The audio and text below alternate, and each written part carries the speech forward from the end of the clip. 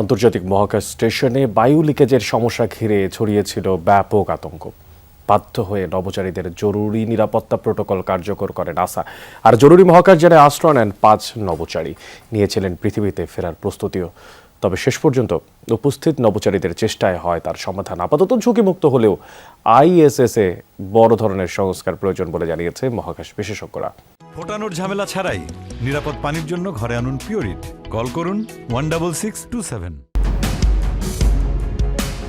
পৃথিবী থেকে 400 কিলোমিটার দূরত্ব, যেখানে প্রতিটি নিঃশ্বাস প্রযুক্তির ওপর নির্ভরশীল।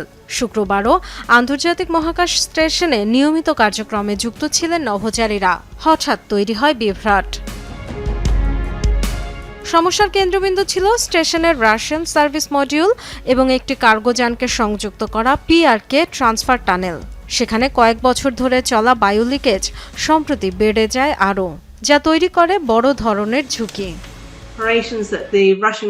রাশিয়ার অংশে জেজদা মডিউলে লিকেজ বেশ কিছুদিন ধরে হচ্ছে, কিন্তু সম্প্রতি পরিস্থিতি খারাপ হয়েছে। এই অবস্থা থেকে উত্তরণে ব্যবস্থা নেওয়ার পরিকল্পনা করেছে রাশিয়া, কারণ এই স্টেশনের যন্ত্রপাতি প্রায় 30 বছরের পুরনো। এমন পরিস্থিতিতে স্টেশনে থাকা 7 ক্রুর মধ্যে 5 জনকে ডক করা ড্রাগন ক্যাপসুল ফ্রিডম মহাকাশযানে আশ্রয় নিতে বলা হয়, যেটি মূলত লাইফ বোটের মতো কাজ করে। তাদের স্পেস স্যুট পরার নির্দেশও দেয় নাসা, যাতে প্রয়োজনে স্টেশন ছেড়ে পৃথিবীতে ফেরত আসা যায়। পরিস্থিতি সামাল দিতে মেরামত কাজ শুরু করেন স্টেশন কমান্ডার সের্গেই কুদসাভেরাচকভ ও ফ্লাইট ইঞ্জিনিয়ার সের্গেই মিকায়েভ। তবে মেরামতের কৌশল নিয়েও মতবিরোধ তৈরি হয়। শেষ পর্যন্ত নিরাপদেই ত্রুটি সারিয়ে তোলা সম্ভব হয়। ক্যাপসুলে আশ্রয় নেওয়া নভোচারীদের আবার স্টেশনে ফিরতে বলে নাসা।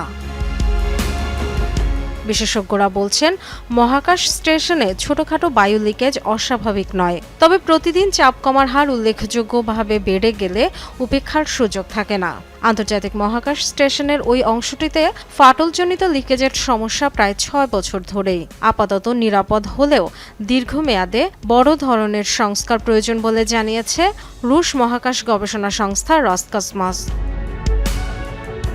1998 সাল থেকে যুক্তরাষ্ট্র, রাশিয়া, কানাডা, জাপান এবং ইউরোপের 11টি দেশের যৌথ পরিচালনায় পরিচালিত হচ্ছে আন্তর্জাতিক মহাকাশ স্টেশন, যার অনেক অংশই এখন প্রায় 3 দশকের পুরনো। Dorothy Tasrin, Jamuna news.